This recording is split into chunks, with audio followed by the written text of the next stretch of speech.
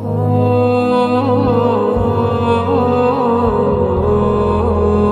থেকে প্রায় 1000 বছর আগে যখন মুসলিমদের প্রথম কিবলা বাইতুল মুকাদ্দাস ছিল খ্রিস্টান শক্তির পদানত, তখন একজন সাহসী ও নির্ভীক মুসলিম কমান্ডার বলেছিলেন, জেরুজালেম যতদিন ক্রুসেডারদের দখলে ততদিন আমি কি করে আনন্দ করতে পারি, আমি কি করে তৃপ্তি সহকারে ওদর পূর্তি করতে পারি, আমি কি করে রাতের বেলায় শান্তিতে ঘুমাতে পারি। আজ আমরা ইতিহাসের সেই ক্ষণজন্মা মানুষটির গল্প তুলে ধরতে যাচ্ছি, যিনি মাত্র 7 বছর বয়সে নিজের জীবনের লক্ষ্য নির্ধারণ করেছিলেন ফিলিস্তিনে মুসলিমদের অধিকার প্রতিষ্ঠা করা।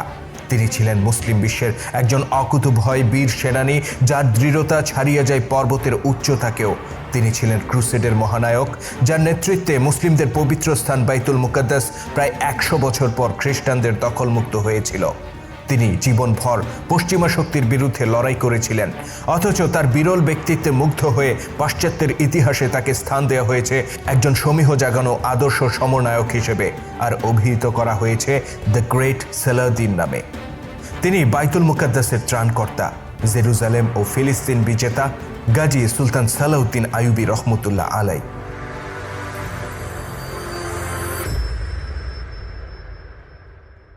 বাগদাদে একজন বিখ্যাত কাঠমিস্ত্রি বাস করতেন। তিনি আখরোট কাঠের এক জাঁকজমকপূর্ণ মিম্বার গড়ে তুলেছিলেন, যার সৌন্দর্য সবাইকে মুগ্ধ করেছিল। যখনই কেউ বাগদাদ ভ্রমণ করত, তারা সেই কাঠমিস্ত্রির সন্ধান করত। কেউ কেউ তাকে অনুরোধ করত, মিম্বারটি আপনি আমাদের কাছে বিক্রি করে দেন, যেন আমরা একে কোনো মসজিদে স্থাপন করতে পারি। কিন্তু তিনি সবাইকে একটি কথাই বলতেন, আমি এই মিম্বার বাইতুল মুকাদ্দাসের জন্য নির্মাণ করেছি। এটা এমন এক সময়ের কথা যখন মধ্যপ্রাচ্যে মুসলিম শক্তিগুলো নিজেদের মধ্যে রক্তক্ষয়ী সংঘর্ষে লিপ্ত। এক সময়কার জৌলুস হারিয়ে তখন নিভু নিভু আব্বাসীয় খেলাফত, মিশরে প্রতিষ্ঠিত ফাতিমীয় খেলাফত, যারা যতটা না ক্রুসেডারদের বিরুদ্ধে সোচ্চার ছিল, তার চেয়ে বেশি ছিল আব্বাসীয় খেলাফতের বিরুদ্ধে। অন্যদিকে সকল পরাক্রম হারিয়ে অভ্যন্তরীণ নানা সংঘাত ষড়যন্ত্রে পতনের দ্বারপ্রান্তে এককালের পরাক্রমশালী মুসলিম সেলজুক সাম্রাজ্য। এছাড়াও মধ্যপ্রাচ্য জুড়ে বহু মুসলিম শাসনের উত্থান ঘটেছিল, যারা কেউ কারো নেতৃত্ব স্বীকার করত না। ফলে মুসলিম উম্মাহ ছিল ঐক্যহীন, বিভক্ত এক জনগোষ্ঠীর মতো। আর এরই সুযোগ গ্রহণ করে খ্রিস্টানরা। 1095 সালে পোপ আরবানের আহ্বানে প্রায় 10 লক্ষ সৈন্যের এক বিশাল ক্রুসেডার বাহিনী প্রস্তুত করে জেরুজালেম অভিমুখে যাত্রা করে খ্রিস্টান শক্তি। পথিমধ্যে বহু যুদ্ধ, জয় পরাজয়ের পর 1099 সালে সমগ্র সিরিয়া ও ফিলিস্তিন দখল করে নেয় তারা। অতঃপর 7 জুন জেরুজালেমে বাইতুল মুকাদ্দাস অবরোধ করে এবং 15 জুলাই শহরে প্রবেশ করে। আর এর মধ্য দিয়ে পবিত্র ভূমি আল কুদসে 462 বছরের মুসলিম শাসনের সমাপ্তি ঘটে। সেদিন ক্রুসেডাররা জেরুজালেমে রক্তের বন্যা বয়ে দিয়েছিল। কি নারী, কি পুরুষ, কি শিশু, কি বৃদ্ধ, যাকে পেয়েছে তাকেই হত্যা করেছে। আর এভাবেই রক্তের উপর দাঁড়িয়ে ইউরোপীয়রা প্রতিষ্ঠা করে কিংডম অব জেরুজালেম। মুসলিম ও ইহুদিদের উপর চলতে থাকে অকথ্য নির্যাতন। ক্রুসেডারদের প্রতি ছিল পোপের নিরবচ্ছিন্ন সমর্থন আর ইউরোপের সকল রাজাদের সম্মিলিত সহযোগিতা। অন্যদিকে মুসলিমরা ছিল ঐক্যহীন, পরস্পর সংঘাতে লিপ্ত। ফলে প্রায় 100 বছরের জন্য খ্রিস্টানদের হাতে জিম্মি হয়ে যায় জেরুজালেম। এই 100 বছরে একটি দিনের জন্য আজানের ধ্বনি উচ্চারিত হয়নি ইসলামের প্রথম কিবলা বাইতুল মুকাদ্দাসে। তথাপি প্রতিটি মুসলিমের স্বপ্ন ছিল একদিন তারা বাইতুল মুকাদ্দাসের অধিকার ফিরে পাবেন। ব্যতিক্রম ছিলেন না বাগদাদের ওই কাঠ মিস্ত্রি। তিনি অতিথিদেরকে বলতেন, নিশ্চয়ই একদিন কোনো মহান ব্যক্তির আবির্ভাব ঘটবে, যিনি জেরুজালেম পুনরুদ্ধার করবেন। সেদিন নিশ্চয়ই আমার এই মিম্বার তার স্থান খুঁজে পাবে।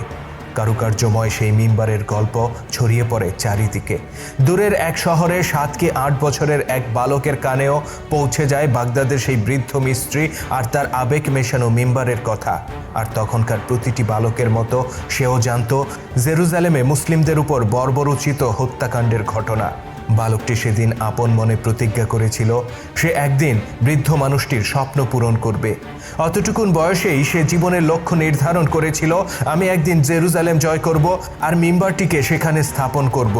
বালকটির নাম সালাহ আল-দিন ইউসুফ ইবনে আইয়ুব। ইতিহাস যাকে চিনেছে সালাউদ্দিন আইয়ুবী নামে। সালাউদ্দিন ইরাকের তিরকিত শহরে জন্মগ্রহণ করেছিলেন। তার পিতা নাজিমউদ্দিন আইয়ুব ছিলেন কুর্দি বংশোদ্ভূত একজন শাসক। তবে বাল্যকালে সালাউদ্দিনের সামরিক বিষয়ে হাতেখড়ি হয় চাচা আসাদউদ্দিন শিরকোর হাত ধরে। সালাউদ্দিন যখন বেড়ে ওঠেন, ভাগ্য তার জেরুজালেম জয়ের পথ প্রশস্ত করে দিয়েছিল। একজন সাধারণ সেনা থেকে তিনি হয়ে উঠেছিলেন অসাধারণ সামরিক ব্যক্তিত্ব ও দক্ষ শাসক। আর ইতিহাসে একজন সালাহ উদ্দিন আইয়ুবীর এই উত্থানে সবচেয়ে বড় ভূমিকা রেখেছিলেন আরেকজন মহান সমরনায়ক নুরুদ্দিন জেনগি। নুরুদ্দিন ছিলেন জেনগি বংশের সুলতান, যিনি সমস্ত তুর্কি শাসকদেরকে তার অধীনে ঐক্যবদ্ধ করেছিলেন। বিচ্ছিন্ন মুসলিম বিশ্বের ঐক্যকে তিনি যতটা সম্ভব ফিরিয়ে এনেছিলেন। তিনি ক্রুসেডারদের হাত থেকে মধ্যপ্রাচ্যের বহু শহর পুনরুদ্ধার করেছিলেন, আর তার হাত ধরেই বিকশিত হয়েছিল সালাহ উদ্দিনের সামরিক প্রতিভা। নুরুদ্দিন জেঙ্গির শাসনামলে জেরুজালেমকে কেন্দ্র করে ক্রুসেডাররা গোটা মধ্যপ্রাচ্যে তাদের আধিপত্য বিস্তার করার চেষ্টা করছিল। 1158 সালে তারা মিশরের রাজধানী কায়রোতে আক্রমণ করে। মিশর তখন শাসন করছিলেন ফাতিমীয় খলিফা আল আদিদ। ক্রুসেডারদের মোকাবেলায় তিনি নিজেকে অসহায় অনুভব করেন এবং নুরুদ্দিন জেঙ্গির সাহায্য প্রার্থনা করেন। নুরুদ্দিন তাতে সাড়া দিয়ে সালাহ উদ্দিন আইয়ুবের চাচা আসাদুদ্দিন শিরকুর নেতৃত্বে সেনাবাহিনী পাঠিয়ে দেন। সেই সেনাবাহিনীতে শিরকুর বিশ্বস্ত সহযোগী ছিলেন তার তরুণ ভাতিজা সালাহ উদ্দিন আইয়ুবী। এই বাহিনী মিশর থেকে ক্রুসেডারদেরকে বিতাড়িত করতে সমর্থ হয়। অতঃপর শিরকুকে মিশরের উজির হিসেবে নিয়োগ দেয়া হয়। অল্পদিন পর চাচা শিরকুহ মৃত্যুবরণ করলে তার একান্ত সহযোগী ভাতিজা সালাহ উদ্দিনকে দেয়া হয় উজিরে মিশরের দায়িত্ব। এরও কিছুকাল পর ফাতিমীয় খলিফা আল আদিদ মারা যান। নুরুদ্দিন জেঙ্গির নির্দেশে সালাহ উদ্দিন তখন মিশরের ক্ষমতা দখল করেন এবং ফাতিমীয় খেলাফতের বদলে আব্বাসীয় খেলাফতের প্রতি আনুগত্য ঘোষণা করেন। তিনি এক হাতে মিশরে ফাতিমীয়দের বিদ্রোহ দমন করেন, অন্য হাতে উদ্ভূত পরিস্থিতিতে খ্রিস্টানদের ষড়যন্ত্র প্রতিহত করেন। অসামান্য দক্ষতা ও নেতৃত্বগুণে মাত্র 31 বছর বয়সে মিশরে নিজের শাসন সুপ্রতিষ্ঠিত করেন সালাহ উদ্দিন আইয়ুবী। সালাহ উদ্দিন যখন মিশরে নিজের একচ্ছত্র আধিপত্য প্রতিষ্ঠা করেন, তখন তার কাছে আসে এক ভয়ানক দুঃসংবাদ। সুলতান নুরুদ্দিন জেঙ্গিকে হত্যা করা হয়েছে। নুরুদ্দিন জেঙ্গির এই অপ্রত্যাশিত মৃত্যু সালাহ উদ্দিনকে হতবিহ্বল করে দেয়, কেননা মুসলিম বিশ্বে দ্বিতীয় কোনো নেতা ছিল না যার অধীনে মুসলিমরা ঐক্যের পথে সুগম হয়েছিল, আর যার তলোয়ার নুরুদ্দিনের মতো এতটা ধারালো ছিল। নুরুদ্দিনের মৃত্যুর পর সালাউদ্দিন তার সামনে নেতৃত্বের তীব্র শূন্যতা অনুভব করেন। আর এই অবস্থায় নিজের আজীবনের লালিত স্বপ্ন আর নুরুদ্দিন জেঙ্গির অসমাপ্ত কাজ তাকে প্রতিনিয়ত তাড়না দিতে থাকে। অতঃপর নিজের পথ নিজেই রচনা করে নেয়ার সিদ্ধান্ত নেন গাজী সালাহ উদ্দিন আইয়ুবী। 1174 সালে মারা যান নুরুদ্দিন জেঙ্গি। তার মৃত্যুর 13 বছর পর ফিলিস্তিন জয় করেন সালাহ উদ্দিন। এই 13 বছরে তিনি মিশরের পাশাপাশি সিরিয়া, মেসোপটেমিয়া, হেজাজ, ইয়েমেন ও উত্তর আফ্রিকার অধিকাংশ এলাকায় নিজের শাসন প্রতিষ্ঠিত করেন। তিনি গড়ে তোলেন তৎকালীন মুসলিম বিশ্বের সর্ববৃহৎ নিয়মিত সেনাবাহিনী। এর বাইরেও অসংখ্য অনিয়মিত বাহিনী গড়ে তুলেছিলেন, যারা উম্মার যে কোনো প্রয়োজনে নিজেদের জীবন সম্পদ উৎসর্গ করে যুদ্ধের ময়দানে সামিল হওয়ার জন্য প্রস্তুত ছিল। সালাউদ্দিনের সকল সামরিক তৎপরতার চূড়ান্ত লক্ষ্য ছিল ক্রুসেডারদের হাত থেকে জেরুজালেমকে পুনরুদ্ধার করা। তবে কুষ্ঠরোগে আক্রান্ত জেরুজালেমের রাজা চতুর্থ বোল্ডুইন যতদিন বেঁচে ছিলেন, সালাহ উদ্দিন জেরুজালেম আক্রমণ করেননি। বোল্ডুইন জেরুজালেমে মুসলিমদের নিরাপত্তার নিশ্চয়তা দিয়ে সালাহ উদ্দিনের সাথে শান্তি চুক্তি করেছিলেন এবং যতদিন বেঁচে ছিলেন এই চুক্তির প্রতি তিনি শ্রদ্ধাশীল ছিলেন।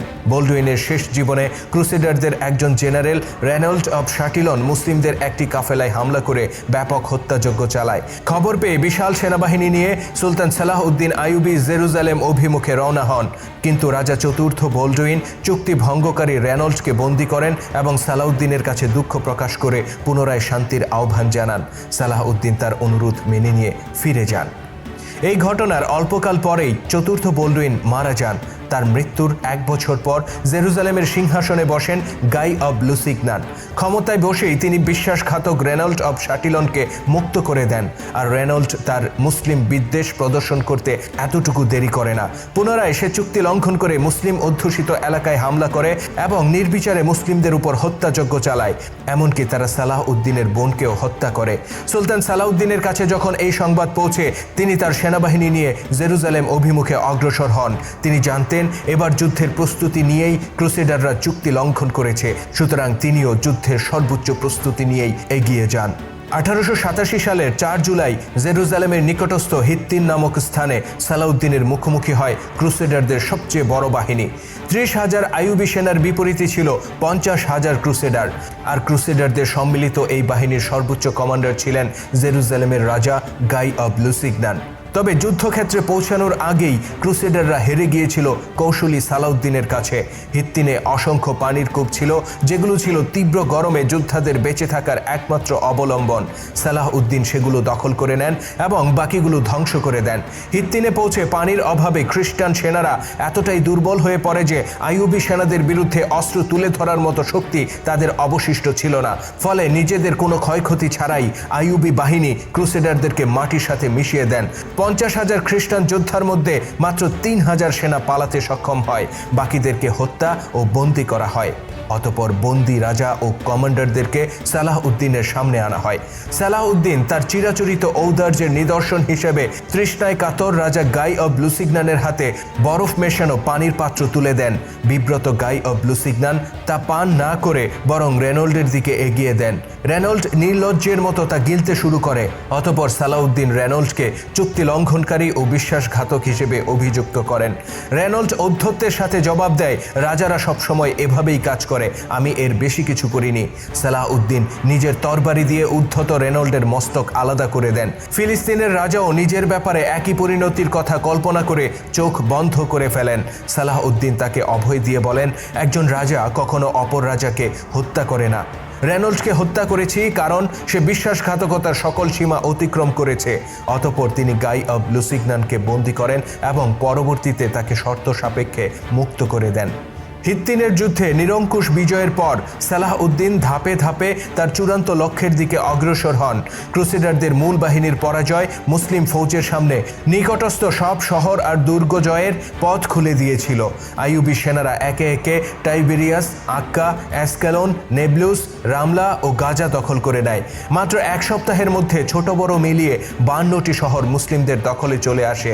অতঃপর তারা রওনা হন শত বছর ধরে মুসলিমদের রক্ত আর অশ্রু ভেজা জেরুজালেম জয়ের উদ্দেশ্যে। 1187 সালের 20 সেপ্টেম্বর আইয়ুবী সেনারা জেরুজালেম অবরোধ করেন। দুর্গের ভেতর থেকে তখন শক্ত অবস্থান গ্রহণ করেন ইবিলিনের শাসক ব্যালিয়ান। তিনি আইয়ুবী সেনাবাহিনীকে দুর্গের বাইরে বেশ কয়েকদিন আটকে রাখতে সমর্থ হন। সালাহউদ্দিন মিনজানিক যন্ত্রের সাহায্যে বড় বড় পাথর ছুঁড়ে দুর্গের প্রাচীর ভেঙে ফেলার চেষ্টা করেন, কিন্তু এই প্রাচীর এতটাই মজবুত ছিল যে তা পাহাড়ের মতো দাঁড়িয়ে থাকে। তবে শেষ পর্যন্ত উত্তর দিকের দেয়ালে হামলা চালিয়ে সফলতা পান সালাহউদ্দিন। ওই পাশটার দেয়াল কিছুটা দুর্বল ছিল, কয়েকটি পাথরের আঘাতেই তা ধসে পড়ে। ব্যালিয়নের নেতৃত্বে তার সেনারা সেখানে প্রাণপণ প্রতিরোধ গড়ে তোলে এবং অকাতরে জীবন দিতে থাকে। তবে ব্যালিয়ন জানতেন তিনি শেষ রক্ষা করতে পারবেন না। তিনি সালাহউদ্দিন আইয়ুবীর কাছে শর্ত সাপেক্ষে আত্মসমর্পণের প্রস্তাব দেন। তিনি বলেন, আমাদের সকল সেনা ও সাধারণ নাগরিককে নিরাপদে শহর ত্যাগ করতে দিতে হবে, নইলে আমরা এই শহরের সবকিছু ধ্বংস করে দেব, এমনকি আমাদের হাতে বন্দী 5,000 মুসলিমকে হত্যা করব। আর যদি আমাদেরকে নিরাপদে বের হতে দেওয়া হয় তাহলে আমরা মুক্তিপণ দেব। এই শহরের কোনো ফসল নষ্ট করব না, কোনো ঘরবাড়ি নষ্ট করব না, আর আমাদের হাতে বন্দী মুসলিমদেরকে মুক্ত করে দেব। সালাহউদ্দিন বিনা বাক্য ব্যয়ে তার সকল শর্ত মেনে নেন, কেননা তিনি খ্রিস্টানদের উপর বদলা নিতে আসেননি, তিনি এসেছেন জুলুমের রাজত্ব থেকে ফিলিস্তিনকে মুক্ত করতে। তবে তরুণ কমান্ডার ব্যালিয়ন সালাহউদ্দিন আইয়ুবীর ব্যাপারে আশ্বস্ত হতে পারছিলেন না। তিনি সংশয় প্রকাশ করে বলেন, খ্রিস্টান যোদ্ধারা এই দুর্গ জয় করার পর মুসলিমদেরকে নির্বিচারে হত্যা করেছিল। আজ আমরা আত্মসমর্পণের পর আপনিও খ্রিস্টানদেরকে নির্বিচারে হত্যা করবেন না, তার নিশ্চয়তা কি? সালাহউদ্দিন বলেন, আমি তাদের মতো নই, আমি সালাহউদ্দিন আইয়ুবী আমি। অতঃপর খ্রিস্টান সেনারা দুর্গ ত্যাগ করে। এই ঘটনার মধ্য দিয়ে জেরুজালেমে সমাপ্তি ঘটে ক্রুসেডারদের টানা 9 দশকের শাসন। দীর্ঘ 88 বছর পর সেখানে উচ্চারিত হয় আজানের ধ্বনি। সালাহউদ্দিন আইয়ুবী যতদিন বেঁচে ছিলেন, ক্রুসেডাররা পুনরায় জেরুজালেম দখল করার বহু চেষ্টা করেছে। রাজা রিচার্ডের মতো দুর্ধর্ষ কমান্ডার ইংল্যান্ড থেকে ছুটে আসেন আর তার অগণিত সাহসী যোদ্ধাকে নিয়ে জেরুজালেম দখল করার চেষ্টা করেন, কিন্তু সালাহউদ্দিনের তরবারির সামনে তাদের সব চেষ্টা মুখ থুবড়ে পড়ে। 1193 সালের 4 মার্চ সিরিয়ার দামেস্কে ইহলোক ত্যাগ করেন ইসলামের ইতিহাসের এই উজ্জ্বল নক্ষত্র। মৃত্যুর সময় তার ব্যক্তিগত সম্পদ বলতে ছিল মাত্র 1টি স্বর্ণমুদ্রা আর 40টি রৌপ্য মুদ্রা, অথচ তিনি ছিলেন তৎকালীন বিশ্বের সবচেয়ে দাপুটি শাসক। সারা জীবনের অর্জিত সম্পদ তিনি মানুষের কল্যাণে ব্যয় করেছিলেন। সালাহ উদ্দিন তার জীবনের এক মহান লক্ষ্য নির্ধারণ করেছিলেন। তিনি ছিলেন মুসলিম উম্মার প্রতি প্রতিশ্রুতিশীল একজন নেতা, অনুকরণীয় শাসক আর দিগ্বিজয়ী সেনাপতি।